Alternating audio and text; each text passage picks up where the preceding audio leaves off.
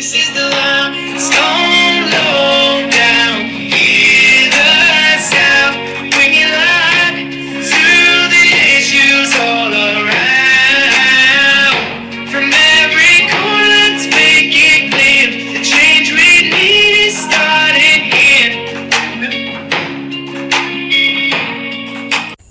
Hi everybody, welcome to the latest episode of the Limestone Lowdown. Hey guys, or should we say the laughing stocks of Limestone County? Yeah.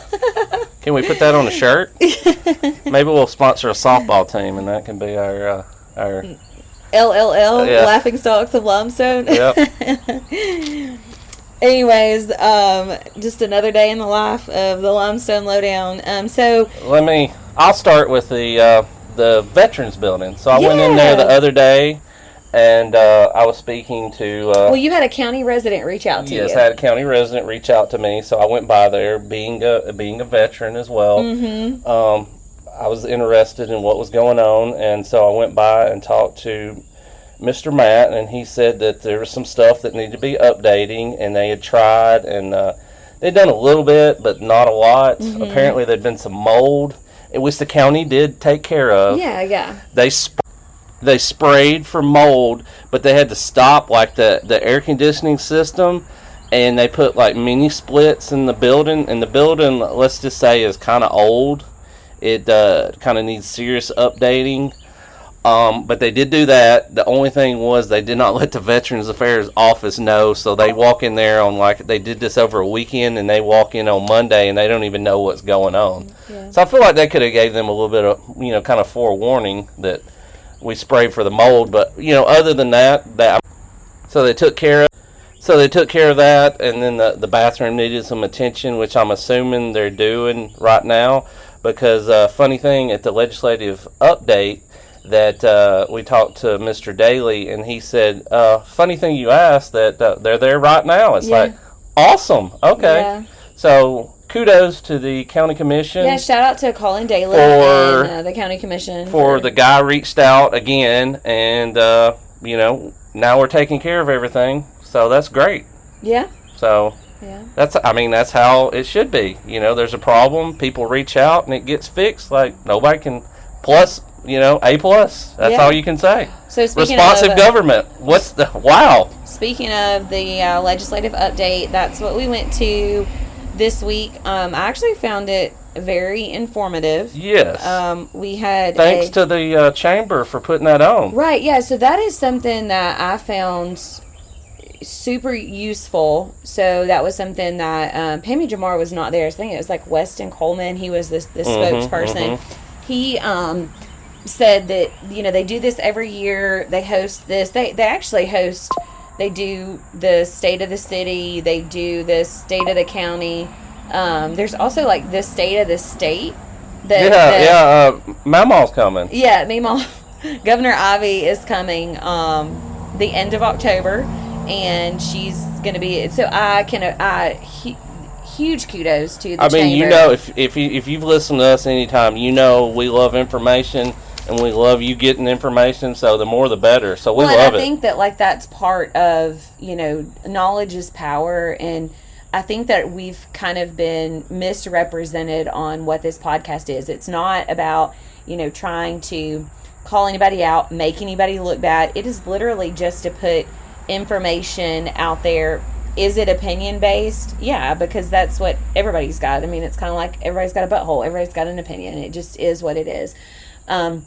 Well, and you got to think, this day and age, people want accessible information fast. Yeah. Like, how many people are going to sit down and actually watch an hour and a half long city council? Well, and then too, you know what I mean? The state of the legislative update is at 9 o'clock in the morning on a Thursday. Not everybody, it's not, as accessible. Fortunately, we were able to go, so we can do, a 25 minute update on it, kind of put the information out there. But I think that it's a wonderful event that the chamber does. They actually said that this is part of one of the things that it's so important to be able to sponsor, is that because every year they go down for legislative days, they take a charter bus and they spend the day down in Montgomery. So Chamber of Commerce members, come next, what was that, April? Was it in April? Was it April? Sometime next year. I think it was in April. Like, go hop the bus and go down there, and everybody be happy to see you. All the legislators, and their doors are open. Yeah, and we need to find a way to join the chamber.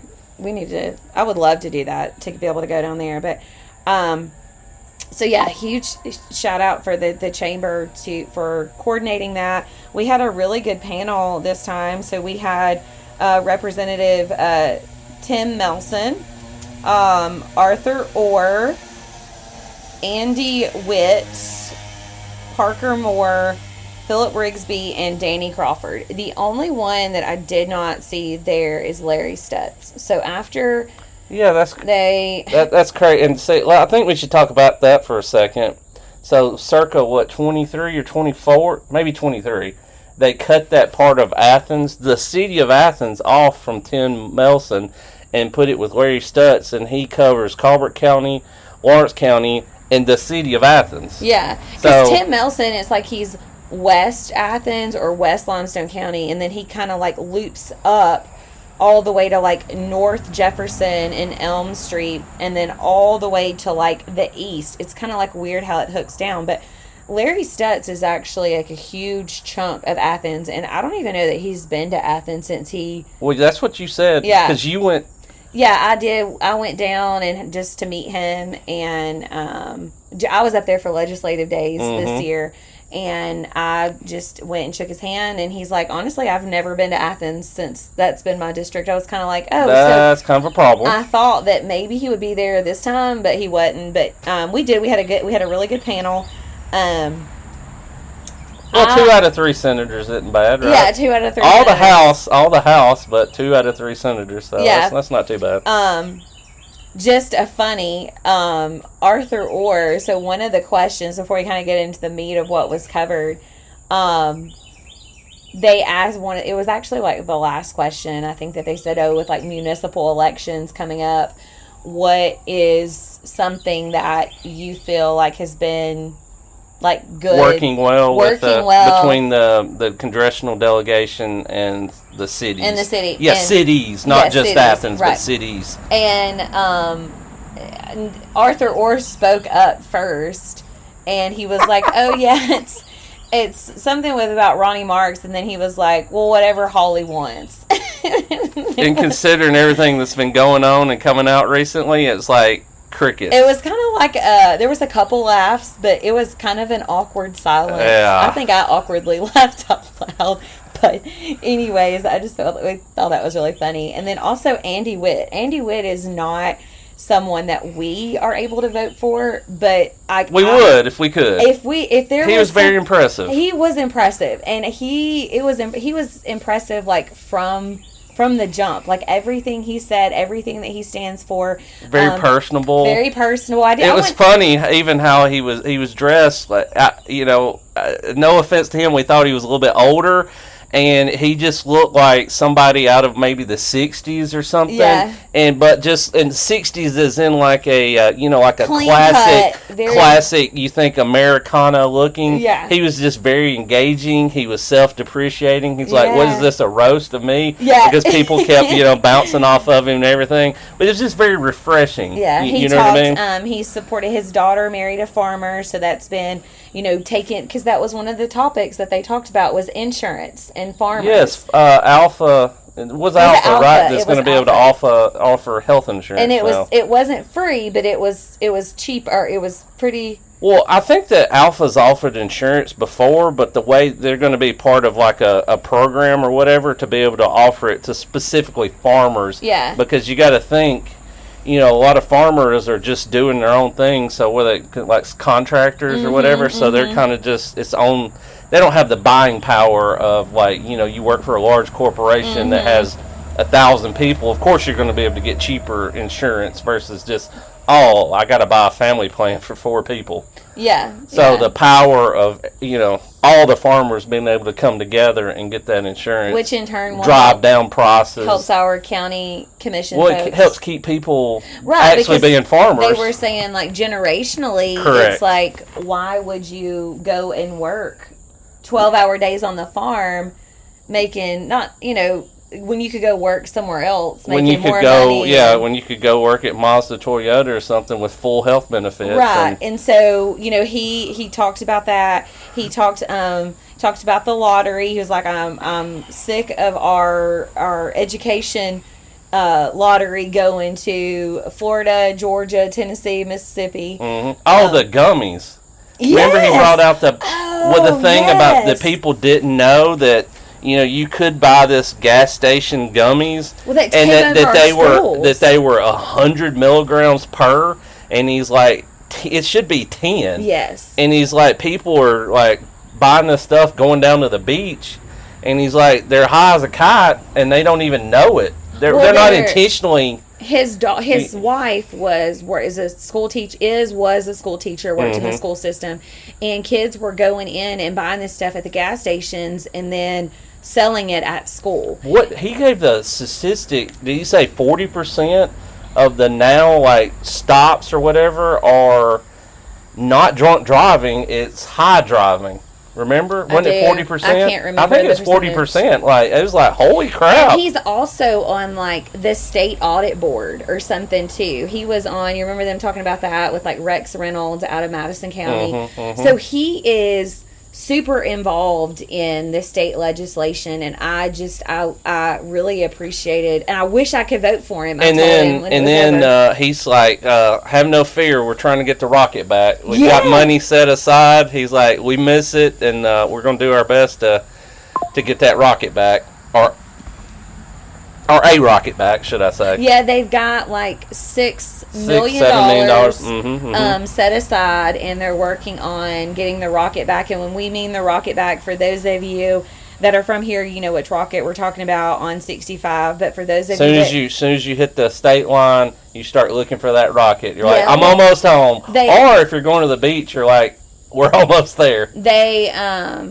We're almost at the beach. No, I'm talking about people from other states. They know when they see Alabama. Yeah. I was about to be like, you're nowhere near the beach. So for those of you that aren't here, we are in Athens, Alabama, Limestone County, which is on the Alabama-Tennessee line, and on Interstate 65. There, I guess the southbound side. There, we just got a new welcome center. There used to be a rocket there, and they did not keep the maintenance of. I don't really know. Correct. And it decayed. It was crumbling. I guess we need to say that this was a legit rocket that's been in space. Yep. Was it the Saturn? No. Saturn V. Was it a Saturn V? I think so. Yeah. So large. it's probably 50, 60, 70 foot tall. Huge. Yeah. And unfortunately, it did not get the maintenance it needed, and they said there was no way for them to salvage it. Yeah. So, but now we're going to get a new one apparently at some point. So they were able to go and get $6 million set aside, and we're working on, because that is, like you're saying, iconic. It's iconic. It's the Rocket City. Yeah. Well, there is the Huntsville has the rocket, and when I used to go home, then the Rocket City Trash Pandas too. Well, when I would go home, and this has been since I was a little kid, when you talk about seeing that rocket, that's when you knew you were home. That is what to me is iconic. So I'm sure that the other people from that direction also can feel that way. But anyways, that was something that Andy Witt, he's fabulous. So for those of you that, if you're listening, if you are in that district, I think it's House District 5, if I'm not mistaken. Yeah, he was phenomenal. Lots of great information that was going on. Let's see, what else? What other? The clone. How about the cloning bill? Yeah. So Philip Rigsby is out of Huntsville. I think he said he's a pharmacist. He is a pharmacist. Yes. So this bill did not pass, but I foresee it for sure coming to the table again. It was definitely very interesting. He was talking about. He went to a conference. Yeah. And then it kind of opened his eyes. Apparently, there's no law against. We could clone somebody right now, a person. Yeah. There's no law against it. From skin cells, Correct. You can clone a person, and it's not far fetched, because he's we've cloned sheep, we've cloned dogs, we've cloned all of these other things, and there's no limitations to extend to human life too. So there's no protection there. So he was trying to pass this bill. I think it's almost unless you've actually attended, and I cannot remember the type of conference he said that he attended. I don't either. It's like a biomedical something. Like that. Mm-hmm. But it's almost like it's so far-fetched. You're like, oh, that wouldn't happen. But now that we've got AI and all of these things, I mean, it's very possible. Again, that's not going to be the last time that he tries to get that. And hopefully it does get passed. And then our grocery bill goes down by 1 cent. They decreased the grocery tax by a cent. But they did say that they're kind of reading the tea leaves, and when the interest rates go down, that the money that they have in stocks and bonds and out there in CDs, that will go down, and they will have to start tightening the budget, because Alabama, lo and behold, is a kind of like a zero-sum state. Like there can't be deficit spending. Which I'm glad I know, that's great. I wish the federal government was that way. We'd all be better off. Instead of constantly borrowing, going in the negative. So, it's okay to tighten the belt every now and then. It's okay to go back in, because that's what he kind of mentioned. He called it Doge Alabama version. He said we've already had it. Before that was even a thing. Was a thing. I'm like, great. That's great. Yeah, so they said that some of our COVID money is running out, which it's COVID money stopped, and so what we had left is coming to an end. The grocery tax decreased by a cent, and then the bond money.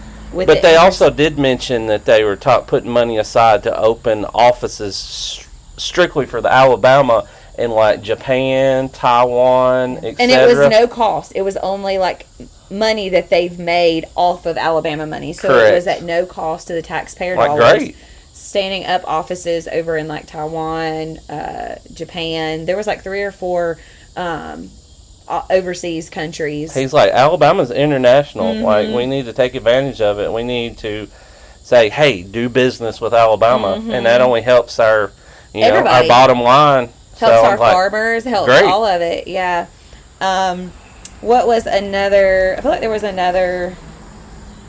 Was there another bill? Was that the only? I mean, they talked for an hour, so they talked about a lot.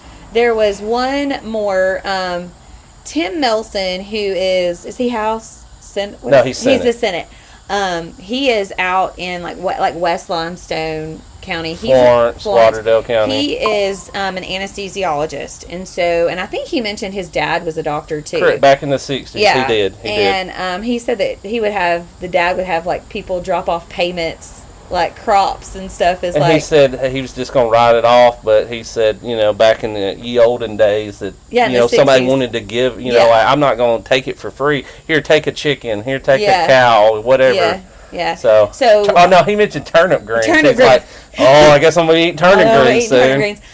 So his dad was a doctor, and now he is an anesthesiologist, and this is something that I fully support. Y'all know how insurance companies are, and it's basically they've got a stronghold over insurances over people. And he talks about the removing the prior authorizations. Correct. And then having to go get second opinions. And he gave the example of if you've got some orthopedic injury that you would go, and then they're like, okay, you did physical therapy, we need to operate on it because it's not getting any better. And then he would be like, the insurance was going to say no to the surgery, and you would have to go to another doctor, and then they would be like, okay, I guess you're going to have to try physical therapy. And it's like, why would you start all over? You've already done it. Obviously, the therapy's not working. And it's insurances are controlling who you can go to, and it's even when a roadblock between you and the doctor. And it's your doctor knows your medical history. Another example he gave was somebody doing chemotherapy. Correct. And said, they got sick. Their first treatment made them sick, and so the second treatment worked, but the first treatment was cheaper. So the third... No, the different kind. They wanted to switch it to a different kind of chemo because the first one made them so sick. But then the second one worked, but the first one was the first one was cheaper. So then they denied it and was like, no, you need to go back to the cheaper. And it's okay, but it makes them sick. So we've got to... deathly sick. Yeah. And so it's your doctor and you know what's best for you, not these insurance companies that are just sitting behind a computer screen making decisions for you to pad their own pockets. So he was, one of the bills that passed was working towards removing those and prior that was Arthur authorizations. Orr leading. He's the one that sponsored that bill. Yes, yeah. I can't remember the SB whatever Yeah, I numbers don't they are, remember but that Arthur either. Orr did sponsor that bill. But that was exciting to hear. Tim Melson said he was personally excited to see that come to fruition. I'm not sure when that goes into effect or when we'll start seeing that trickle down and all of that. But just to let y'all know that our Alabama local legislative representatives, I was very impressed with them. Arthur Orr, Andy Witt specifically again. Well, that's what the old saying goes, that the local is the most responsive. Yes. Whether it be city council, whether it be your local representatives, your state senators, your state, and then it kind of topples off once they start going to Washington. I guess they get corrupted and they're like, oh, we're who cares about you in little old Limestone County, Alabama? I've outgrown that. Yeah. I've got bigger fish to worry about. But yeah, so again, just a huge shout out to the chamber. All the representatives they said how great it was that the surrounding cities and counties do not host these forums. So we can truly appreciate the chamber for hosting this. And again, the commissioners were there. It was just a great event. So yeah, we had a good time. But yeah, kind of switching gears a little bit. We've, with Jared running for city council, with the podcast getting out, you're never going to be able to please everybody. Again, podcasts are people's opinions. I mean, and we've tried to use this as a platform to share our story, our experiences, but it's also just to kind of give you a brief rundown of the way that we see things, just like this legislative update. I mean, we've went through city council. Yeah, I mean, somebody else could have been there and had a different opinion on it. Yeah. I mean, but it's like, okay. Well, I mean, at the end of the day, it was an hour. Yeah. And ours is like 25 minutes, and you don't even have to listen to all of it if you want to just listen, to the part of the legislative update, or just take our synopsis of it and whatever. And then it kind of goes back to city council meetings. Anyways, to say all of that, you're never going to be able to please everybody. We know that we've got people that are listening that hate anything to do with the podcast, whatever. But the music is just so catchy. The music is catchy. I don't know. But there, I know we've talked about the Concerned Citizens page. One of the admins on there received a message, ironically, from one of our city official spouses. It was really bothersome and concerning and alarming that someone of such stature, someone of such position, as a city employee, especially as a city official, that their spouse would, I guess, have the gumption or feel that they could reach out. Well, not only that, but what they were talking about, they shouldn't have. It was almost like it was like harassing, intimidating, threatening almost. Mm-hmm. It called out other businesses. It didn't call out the business by name. It alluded to certain things about business licenses, about taxes being owed, about liquor licenses. That there's court documents with names on it, that's if you don't stop, that yours is going to get shared. It was very bothersome.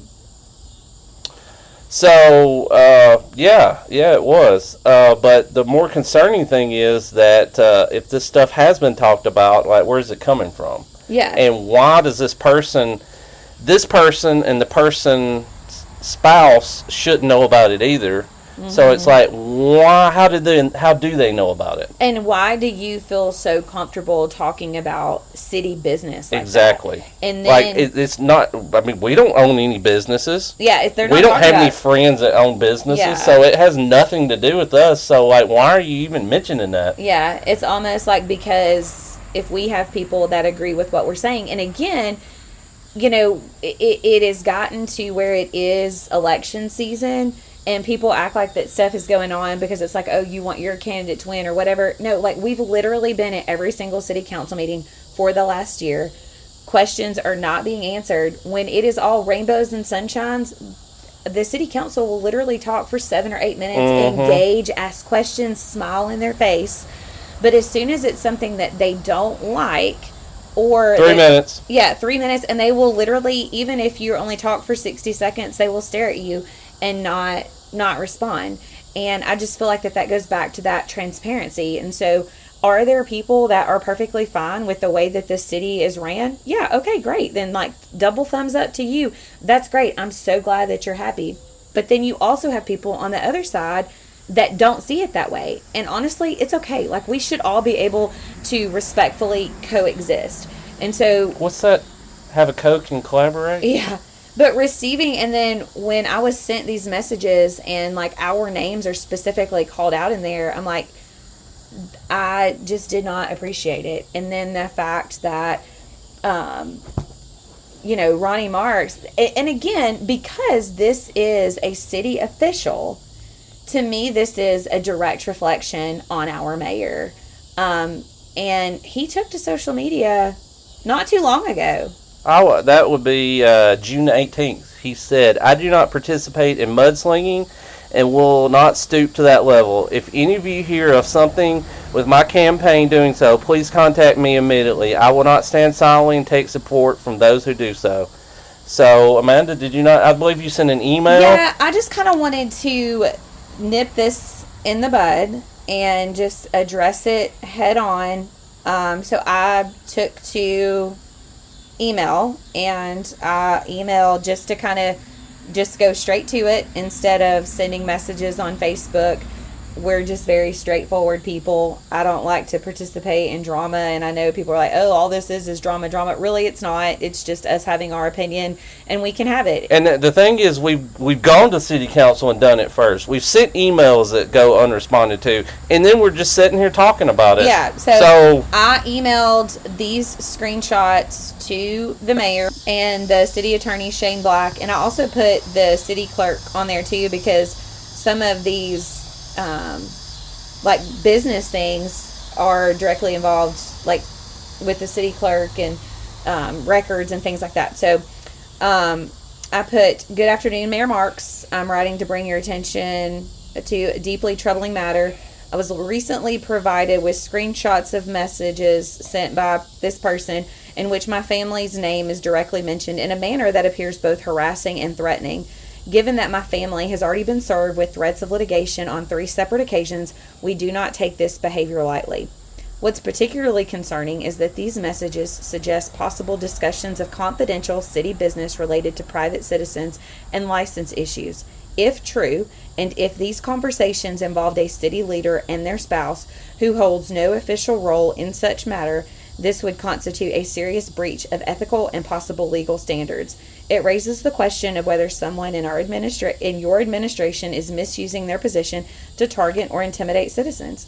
You have publicly stated that you do not condone mudslinging in politics, yet this situation appears to reflect exactly that, an orchestrated attempt to intimidate and discredit rather than engage in open and accountable governance. The reference to court documents containing my husband's name made in a threatening tone is particularly inappropriate. Let's also be clear, this issue extends beyond political disagreements or personal grievances. The concern over your long-standing relationship with a subordinate conducting during city time and using public resources reflects serious ethical violations and an abuse of power. It's not just about morality. It's about misuse of taxpayer dollars, a breakdown in accountability, and the erosion of public trust. Despite this, we have remained transparent. We've attended every city council meeting for the past year, submitted questions, spoken directly to city leaders, and sought resolution in the open. We've never hidden or concerns or acted in bad faith. However, the repeated targeting of my family, both publicly and behind closed doors, crosses a line. Mayor Marks, you have served this community for a long time, and I acknowledge the contributions you've made. But leadership is also about knowing when to step aside. It's not about who replaces you. It's about restoring public confidence and ensuring our government is grounded in ethics, transparency, and respect for the citizens it serves. Given that you personally appoint this person, I urge you to take this matter seriously. While I respect their service, the spouse's conduct has placed him in a difficult and unfortunate position. I expect this to be addressed promptly and appropriately. So, there you have it. So we're waiting, and Well, we'll provide an update. I don't think that if there's we going to find out be. anything. I don't think there's going to be a response. But this is not. We've said this, and we'll continue to say it. This has been the hardest thing that we've ever done. I know that there are huge talks about people hating us, that this is drama, that what we're saying is not true. But we also, for every one person who says that, there are 10 people who are behind us and saying, you are not being laughed at by the people that matter. And so that's who we're doing this for, is just hoping to bring awareness to it. Again, even talking about the legislative update, we have some wonderful things going on in our community. Yeah, wonderful things. So at the end of the day, I mean, we'll just end with this and say we may not be everybody's cup of tea, but several of you still sipping, so that's all we can ask for. So till next time, guys, thanks for listening. And that's a wrap for this episode of the Limestone Lowdown, where we break down the issues, keep you informed, and give you facts straight from the source. Remember, your voice matters. Your vote counts, and your community thrives when we stay engaged. Stay tuned, stay informed, and stay involved. Until next time, keep questioning, keep advocating, and keep shaping the future of the Limestone area. We'll see you on the next Limestone Lowdown.